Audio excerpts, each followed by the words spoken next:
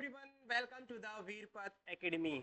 आज हम स्टार्ट करने वाले हैं क्लास 10th का साइंस में मोस्ट इंपॉर्टेंट टॉपिक जिसका नाम है लाइट रिफ्लेक्शन एंड रिफ्रैक्शन। इस टॉपिक को बड़ी ही आसान भाषा में समझेंगे, कुछ ट्रिक्स की भी हेल्प लेंगे ताकि आपको एग्जामिनेशन हॉल तक जाते जाते सभी चीजें अच्छे से याद रहें। साथ ही प्रीवियस ईयर क्वेश्चन पेपर भी करते हुए चलेंगे जिससे आप अपना भविष्य देख सकें, मतलब आपको आइडिया हो जाए कि किस प्रकार से एग्जाम में क्वेश्चंस आते हैं। तो ये प्रीवियस ईयर जो क्वेश्चंस होते हैं ये बहुत जरूरी होते हैं। तो चलिए स्टार्ट करते हैं। मैं कृष्ण सैनी आप सभी का Veerpat academy class 9th 10th YouTube channel पर स्वागत करता हूं। तो आज का जो हमारा टॉपिक रहने वाला है दोस्तों वो है लाइट रिफ्लेक्शन एंड रिफ्रैक्शन। इससे पहले मैं आप लोगों को बताना चाहूंगा कि जो वीरपत एकेडमी है एक वन स्टॉप प्लेटफॉर्म है आपके क्लास 9th क्लास 10th, साथ ही जेएनवी यानी जवाहर नवोदय विद्यालय, सैनिक स्कूल और राष्ट्रीय मिलिट्री स्कूल, इन सभी चीजों के लिए वीरपत एकेडमी जाना जाता है। तो चलिए भाई स्टार्ट कर देते हैं लाइट रिफ्लेक्शन एंड रिफ्रैक्शन। जैसा कि मैंने आप लोगों से वादा किया है कि बिल्कुल मस्त तरीके से एक एक चीज को समझेंगे। याद करना कुछ नहीं है, केवल समझना है, क्योंकि याद किया हुआ हम भूल जाते हैं। ओके, चलिए लेट्स गो। सबसे पहले बात आती है कि सर लाइट क्या होता है। तो मैं आप लोगों को बताना चाहूंगा कि जो लाइट है एक एनर्जी का रूप है, एक फॉर्म है एनर्जी की। सर ये करती क्या है एनर्जी? इसी एनर्जी के कारण हम किसी भी चीज को आसानी से देख पाते हैं। सपोज कीजिए एक रूम में आपने एंट्री ली, वहां पर कोई भी किसी भी प्रकार की लाइट नहीं है, ना तो सनलाइट है, ना ही कोई वहां पर एलईडी बल्ब है, ना ही कोई बल्ब है। क्या आप उस रूम में रखी हुई वस्तुओं को, ऑब्जेक्ट्स को देख सकते हैं? जवाब है नहीं देख सकते सर। इसका मतलब क्या हुआ कि लाइट एक ऐसा ऊर्जा का स्रोत हो गया, is a form of energy which enables us to see any type of object, जिससे के कारण हम किसी भी प्रकार के ऑब्जेक्ट को देख सकते हैं। और ये इलेक्ट्रोमैग्नेटिक वेव्स होती हैं। सर ये इलेक्ट्रोमैग्नेटिक वेव्स क्या होती हैं? शॉर्ट में समझा देता हूं। फिलहाल इसका जो डिटेल्ड वर्जन आप क्लास 12th में पढ़ेंगे, यानी ऐसी वेव्स जो इलेक्ट्रिक फील्ड और मैग्नेटिक फील्ड से मिलकर बनती हैं उनको इलेक्ट्रोमैग्नेटिक वेव्स कहते हैं, जिसका एक एग्जांपल क्या होता है? लाइट होता है। हर क्लासेस में आप चलोगे तो प्रॉपर्टीज ऑफ लाइट में आपको यह भी सीखने के लिए मिलेगा कि लाइट का डुअल नेचर होता है। सर ये डुअल नेचर क्या होता है? मतलब दोहरी प्रकृति। इसको हम वेव नेचर और पार्टिकल नेचर दोनों ही कह सकते हैं। ये प्रूफ करके दिखाया गया था, ये मॉडर्न फिजिक्स में आप जानेंगे, ठीक है। बट अभी हमारा कंसर्न है कि हम किस प्रकार से क्लास 10th में साइंस में से 100 आउट ऑफ 100 लेकर आए। ये मेरा आप लोगों से वादा है। पूरी छानबीन करने के बाद एक कंक्लूजन पर हम पहुंच सकते हैं कि 100 आउट ऑफ 100 लाना कोई बड़ी बात नहीं है साइंस में। बट आपसे एक चीज मांगता है कि आप 100 आउट ऑफ 100 लेकर आ सकें, वो है कंसिस्टेंसी। आपको रुकना नहीं है, कछुए की तरह धीरे धीरे चलते रहना है बस, ठीक है। चलिए, तो लाइट क्या है सर? लाइट एक एनर्जी का रूप है। क्या है? एक फॉर्म ऑफ एनर्जी है that helps us to see object, जिसके कारण हम ऑब्जेक्ट को देख सकते हैं। That enables us to see any type of object, ठीक है। तो आप बोलोगे यस सर। अब यहां पर एक चीज सिंपल से समझिए, when light form an object or a source enters our eyes we are able to see. Actual में होता क्या है? एक्चुअल में होता क्या है कि जब भी कोई लाइट किसी ऑब्जेक्ट से आती है, ठीक है, वो सोर्स हमारी आंखों में एंटर करता है। When light from an object or a source enters our eyes we are able to see it. इसको हम देखने के लिए योग्य बन जाते हैं, ठीक है। ठीक है, तो इसका मतलब ये हुआ कि यहां पर जो लाइट है हमारी, वो कोई भी ऑब्जेक्ट हमको कैसे दिखेगा कि लाइट उस ऑब्जेक्ट पर इंसिडेंट होगी। इंसिडेंट होने के बाद में वो हमारी आंखों तक पहुंचेगी, तब हमको वो ऑब्जेक्ट दिखेगा। इसीलिए इसको बोला जाता है कि भैया ऑब्जेक्ट से लाइट आपकी आंखों तक एंटर करेगी, तब हम उस चीज को देख सकते हैं, ठीक है। तो ये हमारा होता है लाइट। क्लियर? तो लाइट को हमको समझ में आ गया। और मैंने आपको ये भी बता दिया कि लाइट जो होती है वो हमारी इलेक्ट्रोमैग्नेटिक वेव होती है। क्या होती है? इलेक्ट्रोमैग्नेटिक वेव्स होती हैं। वो वेव्स जो कि इलेक्ट्रिक फील्ड और मैग्नेटिक फील्ड से मिलकर बनी हुई होती हैं। अब सर ये इलेक्ट्रिक फील्ड मैग्नेटिक फील्ड क्या होता है? तो मैग्नेटिक फील्ड की थोड़ी सी नॉलेज तो आप क्लास 10th में ले लेंगे, बाकी इलेक्ट्रिक फील्ड को आप क्लास 12th में समझेंगे, तो इसको यहीं पर छोड़ देते हैं। ठीक है, अब समझिए बात को कि what happens when a light incidents on a surface. मान लीजिए अगर ये कोई सरफेस है, ठीक है, और इस सरफेस पर कुछ इस तरीके से बना लेते हैं। मान लीजिए ये कोई सरफेस है, इस सरफेस पर लाइट अगर इंसिडेंट हो रही है, यानी ये लाइट है ना,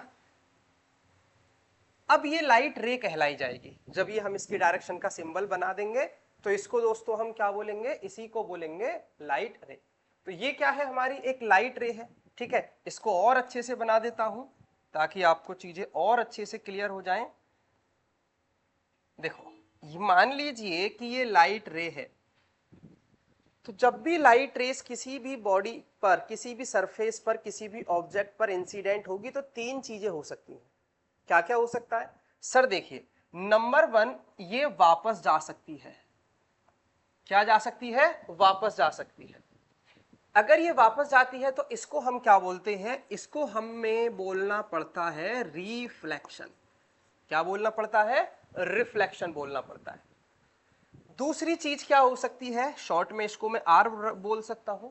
दूसरी चीज क्या हो सकती है कि ये लाइट यहां पर एब्जॉर्ब हो सकती है। क्या हो सकती है? एब्जॉर्ब हो सकती है। तो इसको मैं क्या बोल सकता हूं? एब्जॉर्प्शन। ठीक है, तीसरी चीज एक और हो सकती है। क्या हो सकती है? कि लाइट यहां से पार भी निकल सकती है, और अगर ये पार निकलती है तो उसको हम बोलेंगे ट्रांसमिशन। क्या बोलेंगे? उसको हमें बोलना पड़ेगा ट्रांसमिशन, यानी कि टी।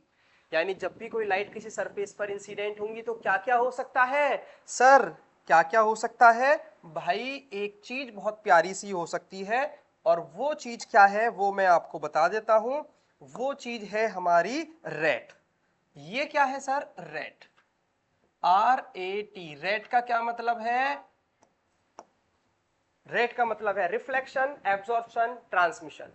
ये रेट ही मिलकर 100% लाइट बनाते हैं। यानी कोई लाइट चली, वो डिपेंड करता है सरफेस पर कि सरफेस कैसा है, लेकिन होंगी लाइट के साथ तीनों ही चीजें।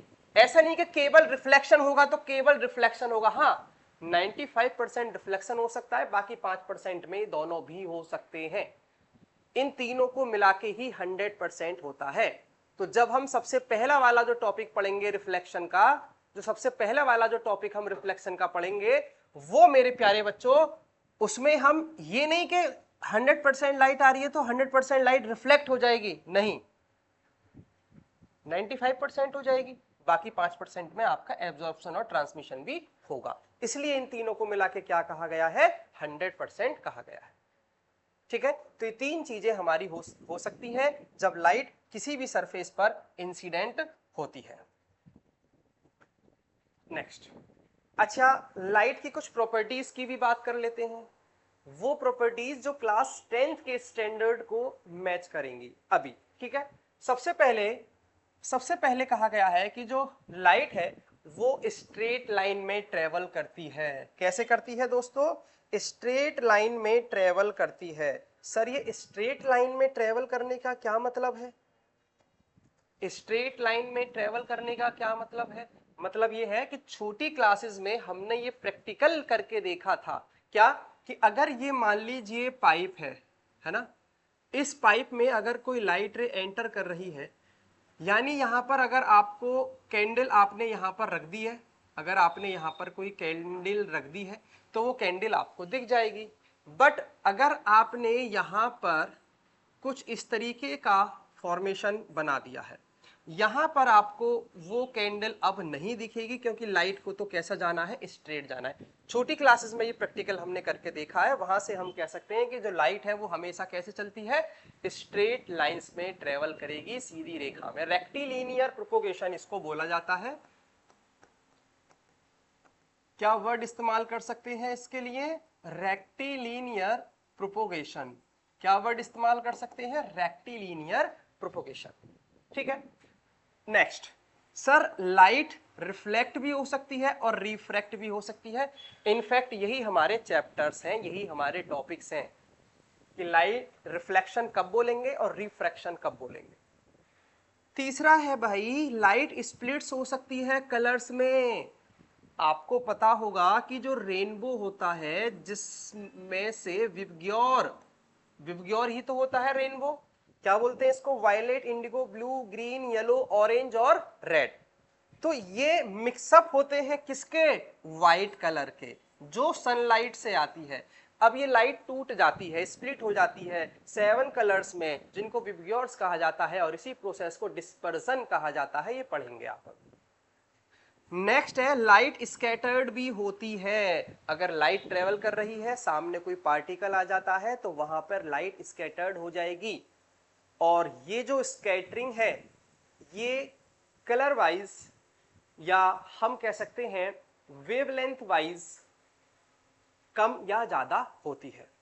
लॉर्ड रेले का प्रिंसिपल इस पे लगता है। क्या होता है? जब स्कैटरिंग पढ़ेंगे वहां पर इस चीज को पढ़ेंगे। अभी हम ये पढ़ रहे हैं कि लाइट के साथ क्या क्या चीजें हो सकती हैं। लास्ट है, has a very high speed. Light की स्पीड बताओ कितनी हो सकती है वैक्यूम में? वैक्यूम में कितनी होती है भाई? 3 × 10⁸ मीटर पर सेकेंड। इतनी स्पीड लाइट की हो सकती है। कहां पर हो सकती है? वैक्यूम में हो सकती है, या फिर फ्री स्पेस भी हम इसको बोलते हैं। इसलिए कहा गया है कि भाई हाई स्पीड होती है। और हायर क्लासेस में क्या पढ़ेंगे आप कि इसका लाइट का वेव नेचर भी होता है, लाइट का और पार्टिकल नेचर भी होता है। ठीक है, तो और इसको प्रूव भी करके दिखाया गया है डिफरेंट डिफरेंट साइंटिस्ट ने डिफरेंट डिफरेंट एक्सपेरिमेंट से। बट वो 12th का पार्ट है, अभी उसके बारे में आपको डिस्कस नहीं करना है। तो ये लाइट की कुछ हमारी प्रॉपर्टीज है जो हमें 10th स्टैंडर्ड में पढ़नी है।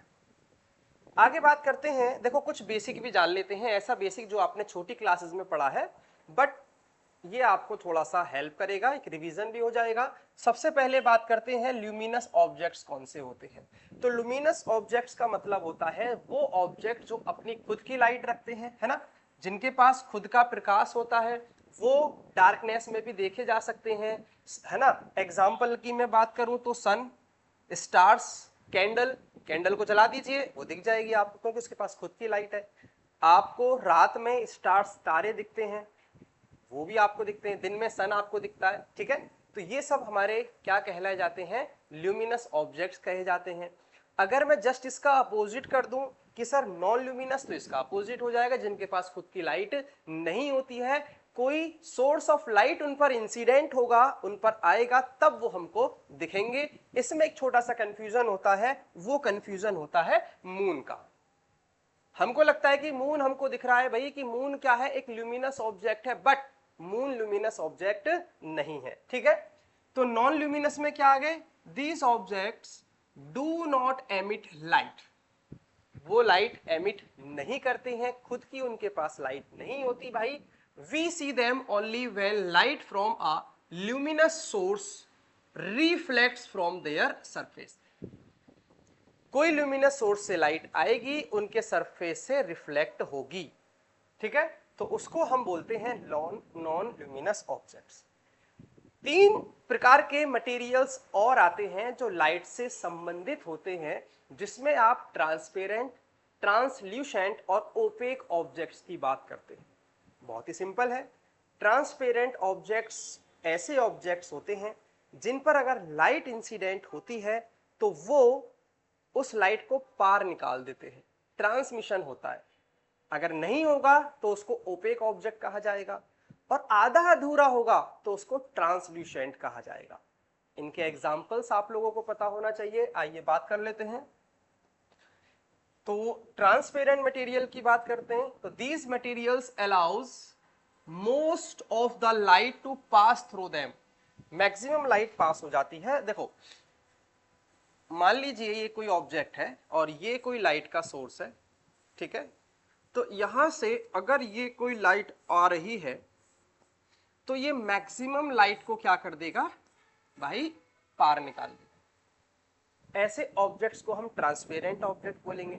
जैसे सर कांच का ग्लास हो, वाटर हो, इनमें आप लेजर लाइट को मारिएगा, पार निकल जाएगी, लेकिन वो लाइट हल्का सा अपनी डायरेक्शन से डेविएट होगी, उसी को रिफ्रैक्शन कहते हैं। बट समझिएगा बात को, उन ऑब्जेक्ट्स को हम क्या बोलेंगे? ट्रांसपेरेंट बोलेंगे। ठीक है। नेक्स्ट है ट्रांसल्यूसेंट मटेरियल। ट्रांसल्यूसेंट का मतलब है कि ये भाई खुद कुछ ही लाइट को पास करते हैं। देखिए जैसे ही समझिएगा, ये कोई ऑब्जेक्ट है, ये लाइट का सोर्स है, तो हमारी ये कुछ लाइट रेज है।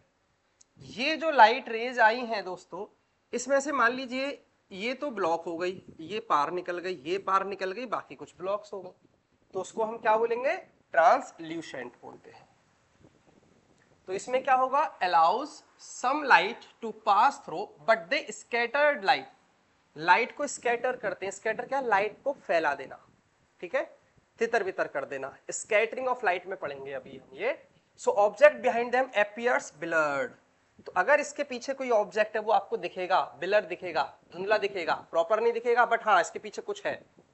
कहते ना इसके पीछे कुछ है, धुंधला धुंधला दिख रहा है, लेकिन हाँ कुछ तो है, लेकिन ये नहीं पता क्या है। ओके, एग्जाम्पल देख लीजिएगा, काफी इंपॉर्टेंट इसके एग्जाम्पल है। अगर हम खाली ग्लास की बात करें तो वहां पे तो लाइट एंटर कर जाती है, वो तो ट्रांसपेरेंट हो गया। लेकिन फ्रॉस्टेड ग्लास की बात करें, जहां पर कुछ ड्यू है ना, फ्रॉस्ट जमा हुआ है, तो वहां पर आपकी लाइट पूरी तरीके से पार नहीं होगी। बटर पेपर की बात करें, या घर में ऑयल होता है, उस एक पेपर लीजिएगा, ऑयल लगाइएगा, उसमें से लाइट पार करेंगे तो कम लाइट उसके अंदर से पार होगी। वही एग्जाम्पल है हमारा किसका? ट्रांसल्यूसेंट मटेरियल का। तीसरा टाइप आता है भाई कि हमारी कुछ लाइट सोर्स से निकलती है और सारी की सारी लाइट हमारी ब्लॉक हो जाती है, तो उसको हम क्या बोलेंगे? ओपेक ऑब्जेक्ट बोलेंगे। सिंपल है ना? तो यहां पे क्या होगा? Do not allow light to pass through them. लेकिन जब उनपे लाइट डाली जाएगी, इंसिडेंट की जाएगी, तो क्या होगा भाई? या तो वो एब्जॉर्ब कर लेंगे या वो रिफ्लेक्ट कर देंगे। ठीक है, which is why they form shadow. इसलिए वो क्या बनाते हैं? परछाई बनाते हैं, शैडो बनाते हैं। थोड़ी सी यहां पर एक एक्स्ट्रा जानकारी मैं आपको देना चाहूंगा। देखो, एब्जॉर्ब का मतलब है, आपको पता है कि ब्लैक कलर, एक ब्लैक कलर होता है, एक व्हाइट कलर होता है। ठीक है, तो ये जो ब्लैक कलर और व्हाइट कलर होते हैं, इनकी क्या फीचर होती है? ब्लैक को ब्लैक क्यों होता है? क्योंकि ये सभी कलर्स को एब्जॉर्ब कर लेता है। जो विबग्योर वाले कलर्स है ना, इन सभी को एब्जॉर्ब कर लेगा, इसलिए गर्मियों में काले कपड़े नहीं पहनते। ध्यान से समझना मेरी बात को। तो जो ब्लैक कलर है उसका क्या फंडा है? वो एब्जॉर्ब कर लेगा भाई सारे कलर्स को, एब्जॉर्ब ऑल कलर्स। व्हाइट का गर्मियों में व्हाइट क्यों पहनते हैं? व्हाइट कुर्ता, व्हाइट पजामा, कलफ लगा हुआ कुर्ता। व्हाइट क्या करता है भाई? रिफ्लेक्ट करता है, मैक्सिमम रिफ्लेक्शन करता है, सारी विबग्योर की लाइट को रिफ्लेक्ट कर देगा। तो जब सनलाइट आ रही है, रिफ्लेक्ट हो जाएगी, तो गर्मी कम लगेगी।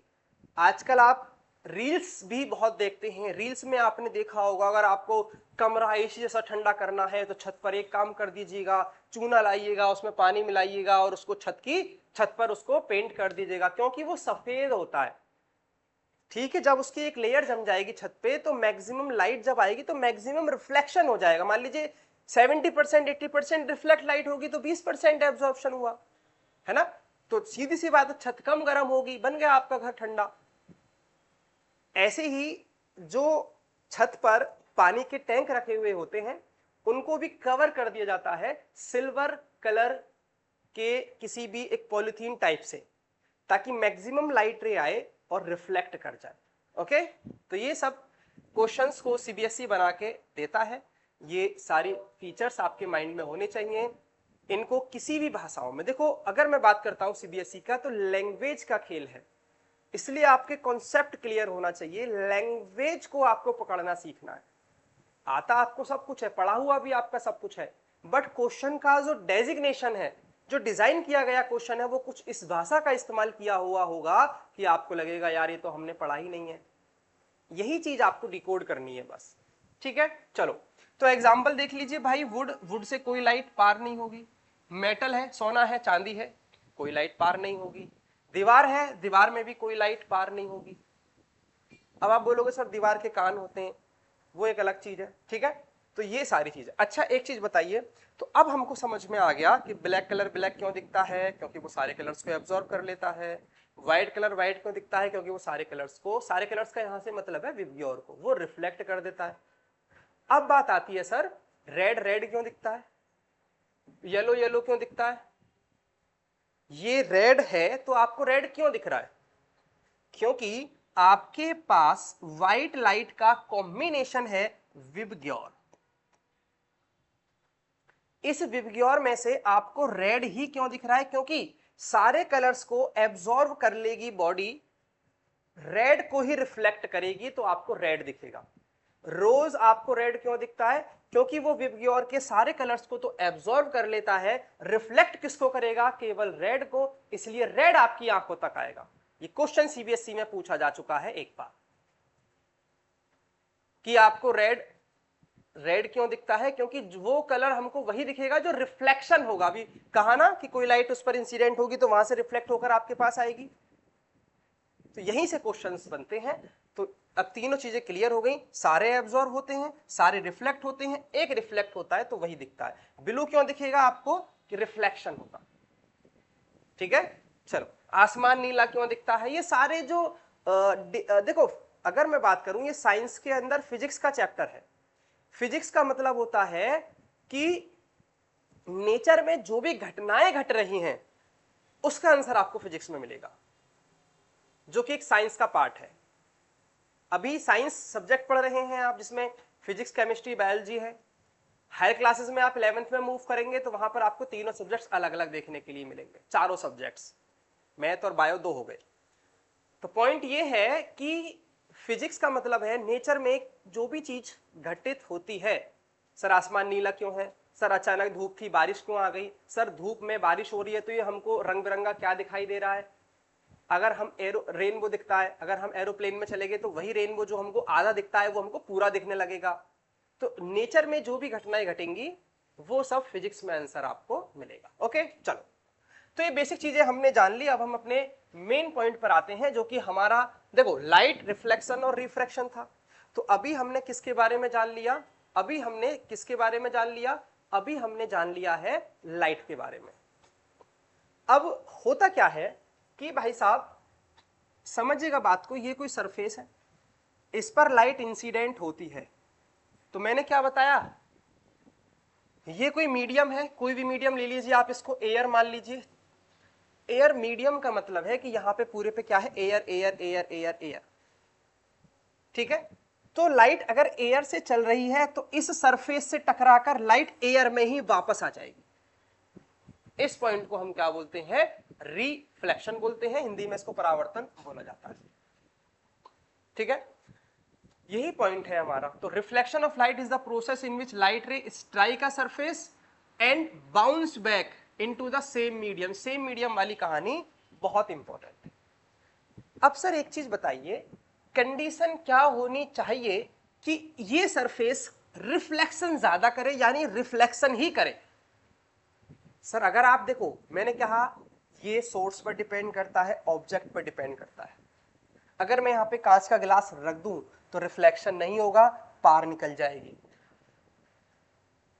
ठीक है। अगर मैं यहां पर मेटल रख दूं तो आपको रिफ्लेक्शन भी नहीं दिखेगा, ट्रांसमिशन भी नहीं दिखेगा, एब्जॉर्प्शन ही दिखेगा केवल। तो कंडीशन है ना। तो मैं क्या करता हूं, यहां पर कुछ ऐसी चीजें रखूंगा जिससे कि लाइट रिफ्लेक्शन हो, और यहां पर हम एक कांच के टुकड़ा, ये कांच का टुकड़ा है जो रिफ्लेक्शन कर रहा है, ट्रांसमिशन कर रहा है, लेकिन यहां पर मैं इसको क्या कर देता हूं, डिजाइन बना देता हूं। भाई ये डिजाइन नहीं है, यहां पर मैं एक्चुअली क्या कर रहा हूं, पॉलिश कर रहा हूं। क्या कर रहा हूं, पॉलिश।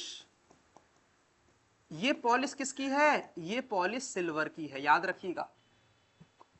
जैसे ही मैंने सिल्वर की पॉलिश की तो सिल्वर क्या है, बेस्ट रिफ्लेक्टर है, बेस्ट रिफ्लेक्टर है। तो यू मस्ट नो सिल्वर की पॉलिश ही हमने क्यों की, क्योंकि जो सिल्वर है वो आपका बेस्ट रिफ्लेक्टर है,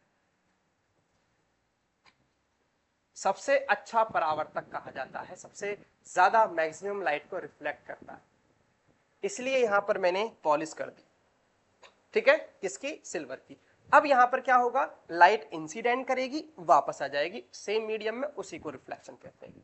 ठीक है, बिकॉज देखो इसी रिफ्लेक्शन के कारण we are able to see objects and images in the mirror. इसी रिफ्लेक्शन के कारण हम ऑब्जेक्ट्स देख पाते हैं, इमेजेस देख पाते हैं। मैंने कहा ना, रेड कलर रेड क्यों दिखेगा? जो लाइट रेड वहां से रिफ्लेक्ट होकर आपकी आंखों तक आएगा, इसलिए आपको वो रेड कलर दिखेगा। ये पॉइंट इंपॉर्टेंट है इन रिफ्लेक्शन। ठीक है, अब बात आती है कि सर जो रिफ्लेक्शन है वो एक ही प्रकार के होते हैं, तो जवाब है रिफ्लेक्शन हमारे दो प्रकार के होते हैं। ठीक है, दोनों प्रकार की मैं आपको देखो फिगर से समझा देता हूं। मान लीजिए कोई सरफेस है, इस सरफेस को हमने क्या कर दिया, पॉलिश कर दिया। ठीक है, आप बोलोगे सर कोई प्रॉब्लम नहीं है,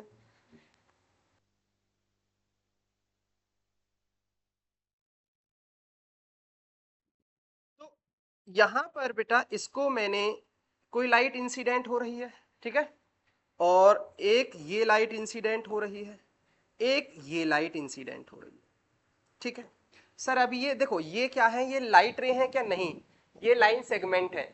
लाइट रे कब बनेंगी? ये, क्योंकि इस चैप्टर में आपको फिगर बनाने को भी आएंगी, डायग्राम बनाने को भी आएंगी, तो डायग्राम में आपको इन सब चीजों का ध्यान रखना है। आधा नंबर एक नंबर ऐसे ही उड़ जाता है।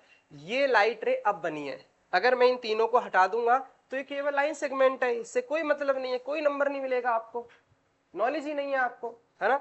तो हमें क्या करना है, अरे भाई आ जाओ, दोबारा से आ जाओ, चलो। तो यहां पर ये लाइट रे, अब ये लाइट रेज बन गई। तो जैसे ये लाइट रेज बनी तो हमने क्या देखा कि ये लाइट रे यहां रिफ्लेक्ट होके गई, ये लाइट रे यहां रिफ्लेक्ट हो गई, ठीक है, और ये लाइट रे यहां। कोई बात नहीं सर, लाइट रे अभी रिफ्लेक्ट हो गए यहां आ गए, मीडियम सेम है, लेकिन यहां पे जरा गौर फरमाइएगा, ये लाइट रे इंसिडेंट हो रही है, ठीक है। अब एक का रिफ्लेक्शन कुछ इस तरीके से हो गया, एक का रिफ्लेक्शन कुछ इस तरीके से हो गया, एक का रिफ्लेक्शन कुछ इस तरीके से। कुछ समझ में आ रहा है आपको? इसका मतलब ये हुआ कि सर एक में तो रिफ्लेक्शन प्रॉपर हो रहा है, एक में प्रॉपर रिफ्लेक्शन नहीं हो रहा है। उसी बिहाफ पर इनको नाम दे दिया जाता है रेगुलर रिफ्लेक्शन और डिफ्यूज्ड, जिसको हम इररेगुलर बोलते हैं। मैक्सिमम बुक्स में आपको इरेगुलर मिलेगा, लेकिन एग्जाम में डिफ्यूज्ड देते हैं, तो ये हमारा क्या होता है, डिफ्यूज्ड रिफ्लेक्शन होगा। ओके, क्या होगा, डिफ्यूज्ड रिफ्लेक्शन। अब सर समझ में नहीं आया, ऐसा हुआ तो क्यों हुआ, ऐसा हुआ तो क्यों हुआ? कोई बताइए, रीजन है आपके पास? सोचो थोड़ा सा, ऐसा क्यों होगा? ऐसा इसलिए होगा मेरे प्यारे बच्चों, क्योंकि ये वाला जो सरफेस है, ये जो सरफेस है, ये ठीक है, ये जो मैंने ऊपर सरफेस बनाया है, मैं दोबारा बना देता हूं।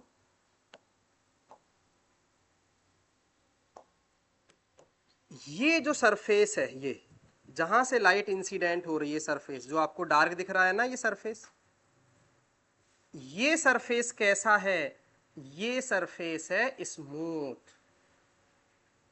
और अगर इसको सरफेस को आप माइक्रोस्कोपिक वे में देखेंगे तो ये सरफेस कुछ कैसा है, इस सरफेस को हम बोलेंगे रफ सरफेस।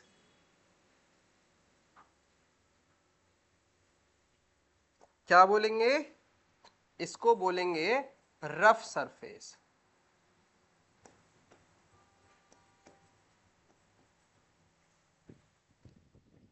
ये सरफेस पे डिपेंड करेगा कि whether the reflection is regular और डिफ्यूज्ड। ओके, तो रफ सरफेस यानी खुरदुरा, मतलब वहां पे ये समझिए ऐसी रोड जहां पर बहुत ज्यादा गड्ढे हैं, एक ऐसी रोड जो बिल्कुल स्मूथ है, हाईवे जिसको आप कहते हैं, कोई ब्रेकर नहीं, कोई भीड़ भाड़ नहीं, 100 की स्पीड पे गाड़ी भगाइए, 120 पे गाड़ी भगाइए, कोई दिक्कत नहीं, भगानी नहीं है, मैं बता रहा हूं आपको, ठीक है। चलो, तो इसको हम क्या बोलते हैं, स्मूथ सरफेस। तब इनको बोला जाएगा डिफ्यूज्ड रिफ्लेक्शन और रेगुलर रिफ्लेक्शन। ओके, इतनी बात आपको समझ में आ गई होगी बहुत प्यार से। अब अगर हम इस रिफ्लेक्शन की बात करते हैं, देखो इसको ही थोड़ा सा पढ़ेंगे, ये तो हम समझ में आ गया कि भाई सरफेस अगर इरेगुलर है, सरफेस अगर हमारा स्मूथ नहीं है यानी कि रफ है, तो भाई इरेगुलर हमारा रिफ्लेक्शन होगा।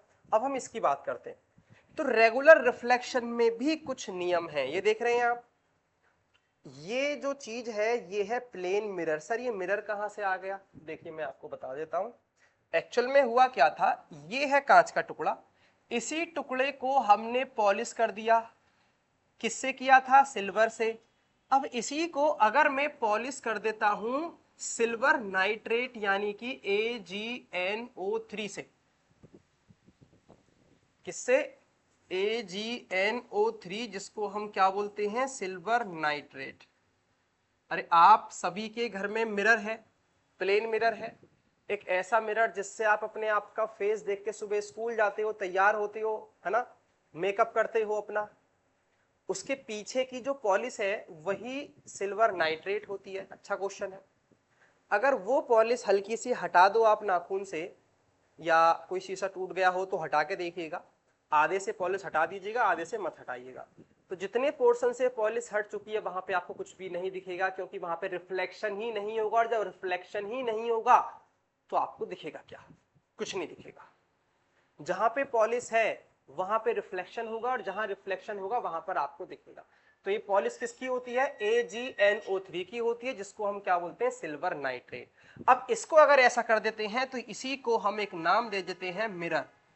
अब मिरर के कुछ टाइप्स होते हैं, एक टाइप होता है प्लेन मिरर, तो इसको नाम दे देते हैं प्लेन मिरर।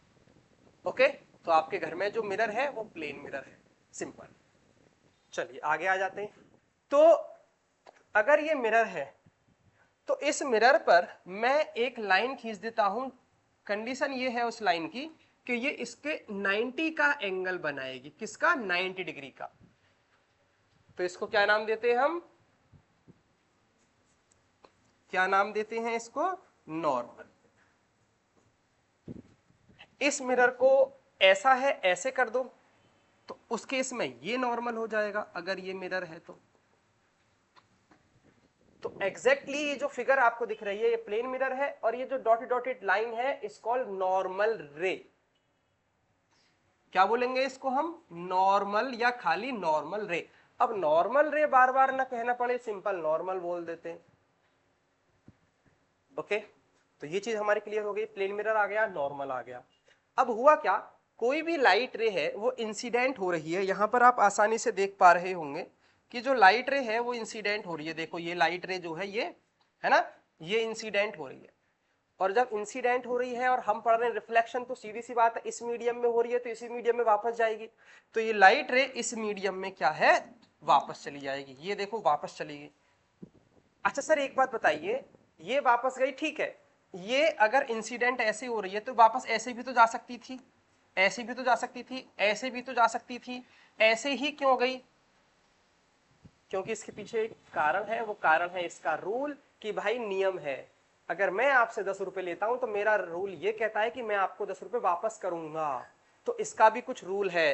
तो रिफ्लेक्शन जो होगा वो दो रूल के अकॉर्डिंग होगा, वो बड़े सिंपल रूल है, सभी बच्चों को एक बार बता दूंगा, याद रहेंगे, और आप में से काफी स्टूडेंट्स को पता भी होगा। पहला रूल तो यही होता है कि जो इंसिडेंट रे है और ये जो रिफ्लेक्टेड रे है, ये देखो ये इंसिडेंट रे है, ये रिफ्लेक्टेड रे है, और ये नॉर्मल है, और इसको बोलते हैं पॉइंट ऑफ इंसिडेंस। मैं लिख देता हूं इसको, ये जो है ये पॉइंट ऑफ इंसिडेंस, रेड से ज्यादा अच्छा लगेगा।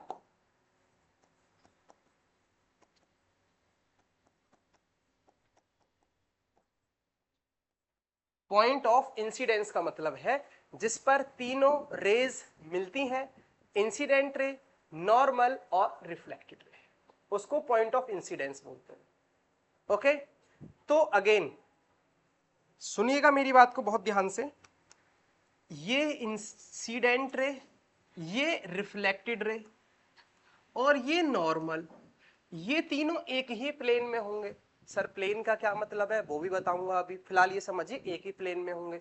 दूसरा, सर ये जो रिफ्लेक्शन के साथ जो एंगल बनेगा इसको बोलेंगे इंसिडेंस एंगल या एंगल ऑफ इंसिडेंस, और ये जो एंगल बनाएगा ये वाला, ये इसको बोला जाएगा एंगल ऑफ रिफ्लेक्शन या रिफ्लेक्शन एंगल। ये दोनों एंगल बराबर होंगे, इसलिए कहा जाता है कि एंगल आई, क्या कहा जाता है कि angle i is equal to angle r. इसको दूसरी भाषा में इस तरीके से समझिएगा, अगर ये मिरर है, ये नॉर्मल हो गया, तो अगर ये वाला एंगल जो दिख रहा है 30 डिग्री है, यानी 30 डिग्री पर लाइट इंसिडेंट हो रही है, तो मजाल है कि लाइट 30 से ज्यादा पर रिफ्लेक्ट हो जाए, नहीं, जो लाइट है वो भी प्रॉपर 30 के एंगल पर ही रिफ्लेक्ट होगी। डायरेक्शन पर गौर फरमाइएगा, ये इंसिडेंट रे है जो मिरर की तरफ जा रही है, ये मिरर से दूर जा रही है, रिफ्लेक्टेड रे।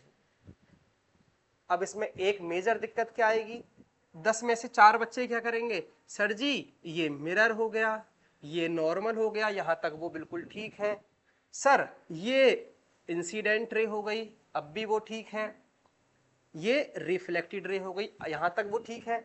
अब वो क्या मिस्टेक कर देते हैं, सर ये हो गया एंगल आई और ये हो गया एंगल आई, जो कि सरासर गलत। इंसिडेंस एंगल या रिफ्लेक्शन एंगल यानी एंगल ऑफ रिफ्लेक्शन किसके साथ बनेगा, हमेशा नॉर्मल के साथ। 3 बार बोलो मेरे साथ, हमेशा नॉर्मल के साथ, हमेशा नॉर्मल के साथ, हमेशा नॉर्मल के साथ। अच्छा सर अगर ये 30 है तो ये कितना बचा, अरे भाई ये पूरा 90 था तो ये कितना बचा, ये 60 बचा। मैथमेटिक्स हो गई ना सिंपल, ठीक है। तो इसको आपको कंसीडर करना ही नहीं है, बट इस पर क्वेश्चंस आते हैं, क्वेश्चंस बनते हैं।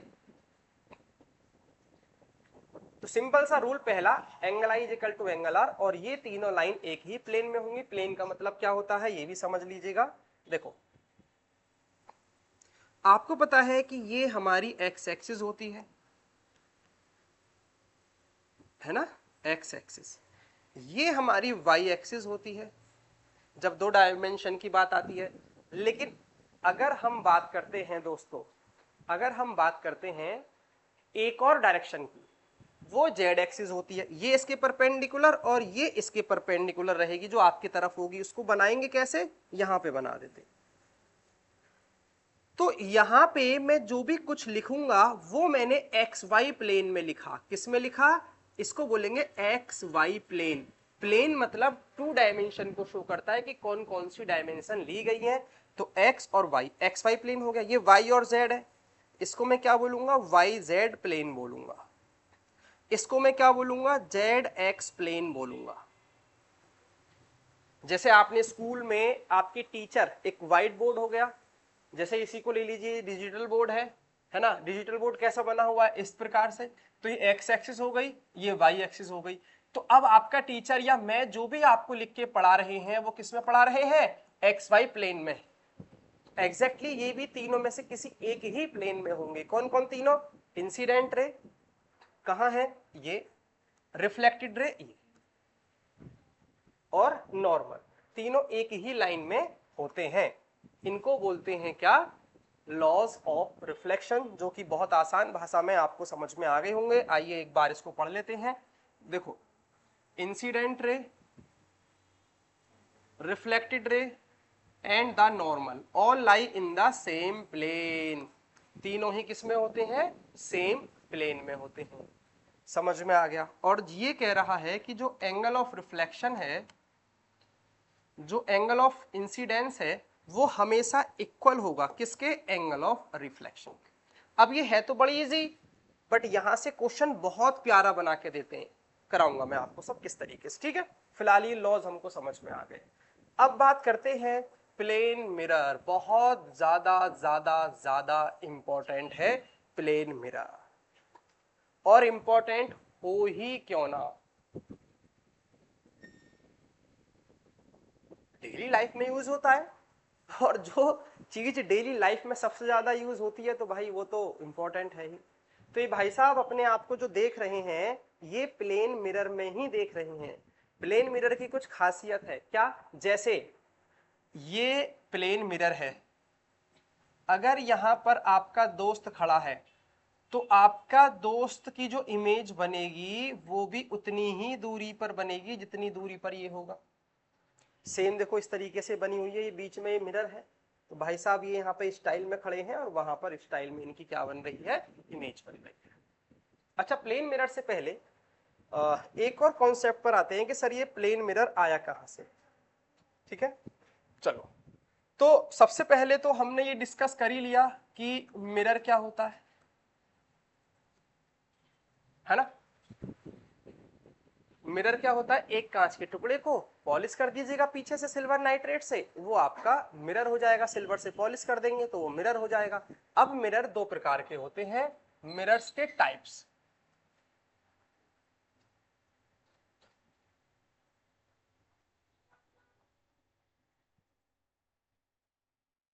टाइप्स ऑफ मिरर होते हैं मेरे प्यारे बच्चों, क्या क्या होते हैं देखो।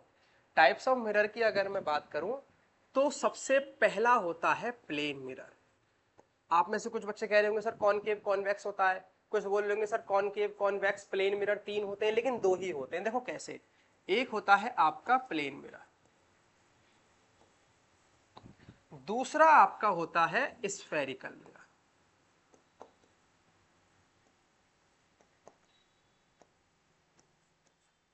दूसरा आपका होता है स्फेरिकल मिरर। ठीक है, अब ये प्लेन मिरर क्या होता है सर, ये तो बताया आपने, ये प्लेन मिरर का फिगर हो गई है ना। ठीक, स्फेरिकल मिरर क्या होता है सर, ये नाम से समझ में आ रहा है कि स्फेयर का पार्ट है। ध्यान से समझना, किसका पार्ट है, स्फेयर का पार्ट है। अब इस स्फेयर के पार्ट में हमने क्या किया, दो प्रकार के कट लगा दिए, एक कट यहां लगा दिया चाकू से और एक कट यहां लगा दिया। अब ये स्फेयर है तो स्फेयर का सेंटर भी होगा, ये तो अंडरस्टूड सी बात है। जब हमने यहां पर दो कट लगा दिए तो इसको भाई अंदर से पॉलिश कर देंगे आप लोग, इसको बाहर से पॉलिश कर देंगे। तो इसकी जो शेप होगी कुछ इस तरीके से हो जाएगी, और इसकी भाई साहब की जो शेप है वो कुछ इस तरीके से हो जाएगी।